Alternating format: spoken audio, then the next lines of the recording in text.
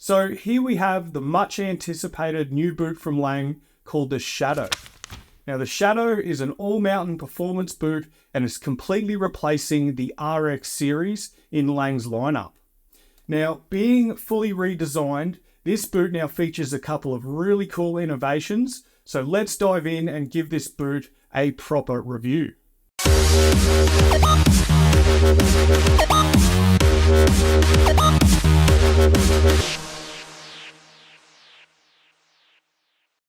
And the first thing that you'll notice on the Shadow is its dual pivot design. So you can see on the side of the cuff at the connection point, we have our regular pivots, and then they've extended the cuff down lower and added a secondary pivot on the side of the heel. Now the other thing that's really interesting about this boot is how they've built the back section here with this full suspension blade, and then there is a third connection point up here at the top of the spine. Now the whole idea behind this concept is to really give enhanced leverage. So the inspiration was like mountain bike suspension, where you've got three connecting elements here and it's all about increasing the power transfer down through the back of this boot. And the other thing to talk about with this dual pivot system is there's also the ability to fine tune the flex that you're trying to get out of the boot.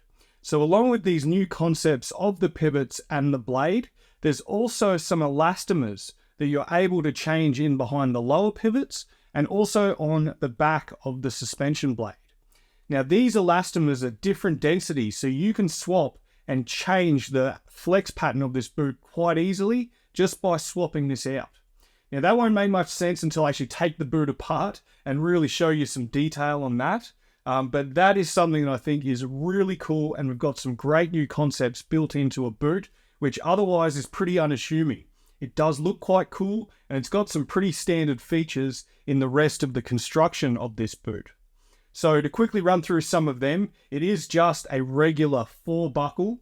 This one in particular is the MV, which is 100mm last, but it's also available in an LV 97mm last. Also, this is available in several flexes. In the men's Shadow boots, there is a 100, 110, 120, and 130. And for the women's models, there's an 85, 95, and a 115 option. And they are continuing with the same construction method they've been using for a few years with the PU dual core construction. Now, along with this, they've also been able to change up the last of this boot and the length. So they've reduced it by a couple of millimeters, even though it doesn't feel like there's less space internally compared to the RX boot.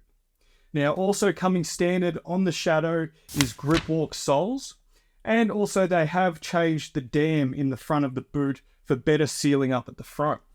So really next, we should open this boot up and I can show you the finer details along with the liner, because then there's even more that we can talk about internally.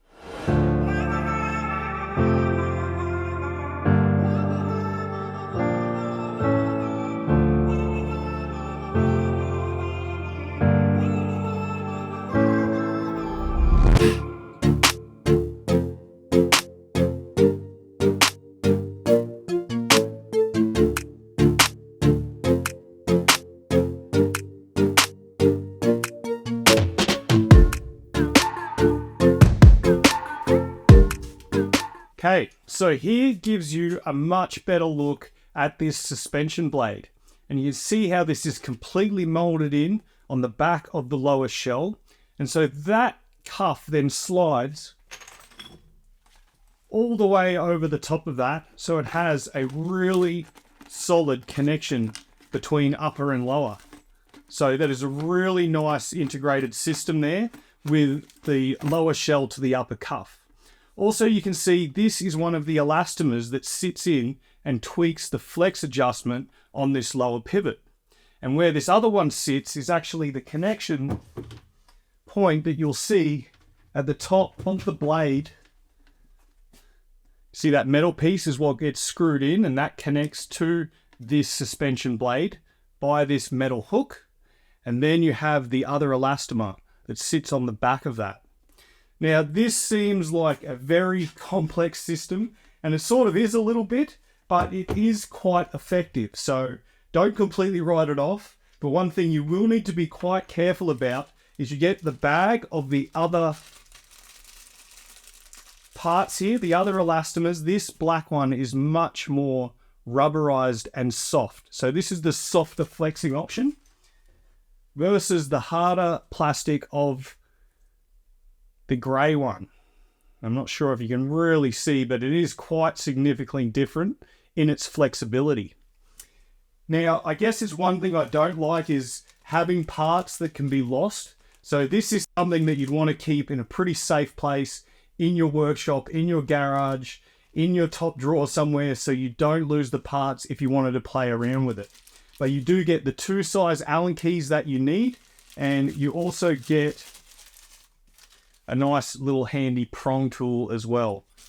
So adjustability is all there, and you can see how that construction then integrates together and what parts you're then changing when you want to do a flex adjustment on this boot.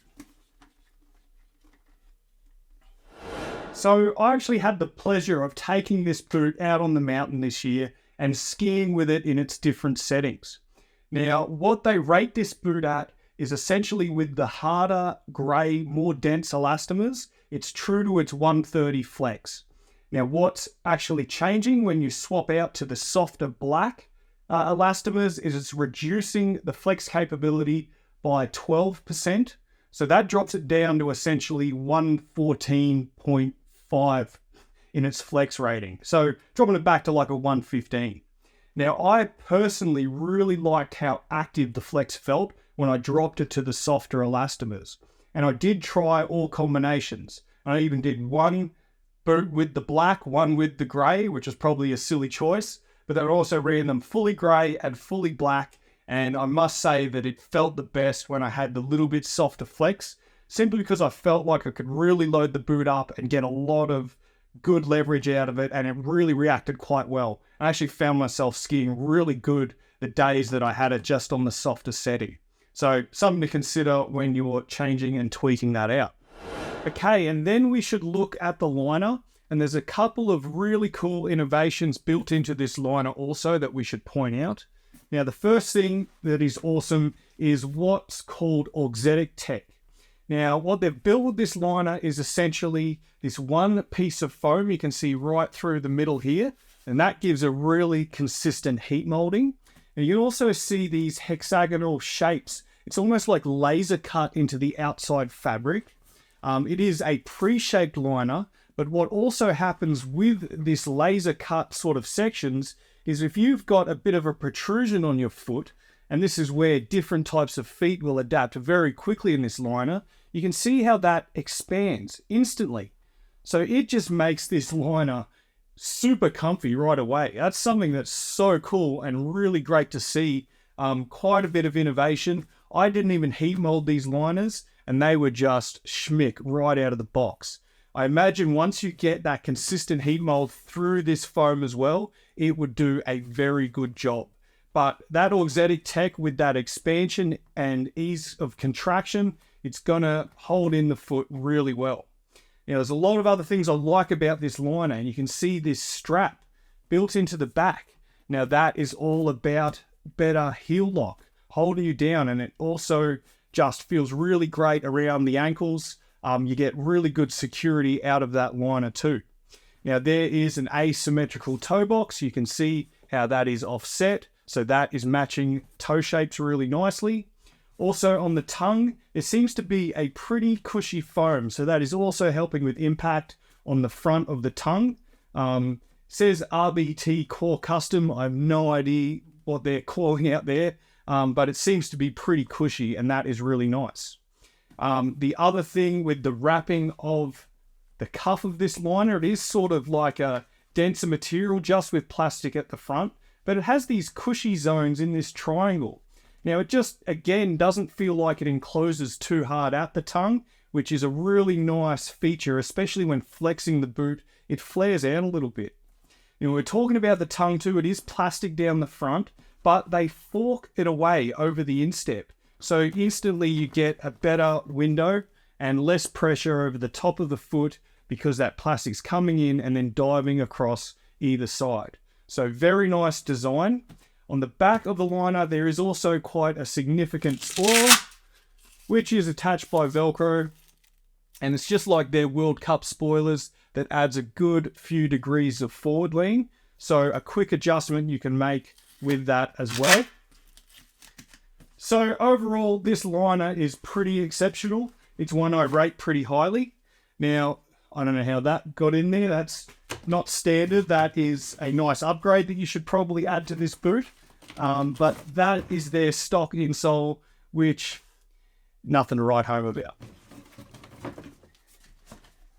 Anyway, so liner is awesome. Let's look at the boot board. Now inside the boot board, it is screwed into place, and it is more of a foam boot board than it is any type of sort of dense material. I wouldn't say it's soft like a freestyle boot board, but it has a bit of shock absorption to it. It's not super dense, so it will dampen vibration quite a bit. I like that it's screwed into place so you don't have any extra movement, and it's a pretty solid grippy material on the base of the liner, so that should stay in place quite well anyway. Okay, and other than that, not much more to discuss. Buckles are just pretty straightforward and solid. They're nice. They lock in well. There's not much to those. Also, power strap. It is fairly lightweight. It's sort of half Velcro, half lightweight mesh. It's riveted into place, so not very easily removable. And yeah, so that is essentially every part of the construction. I'll just give you a few more close-ups of how to alter the setup of this boot. There is still a little bit of cuff adjustment just on the outside rivet.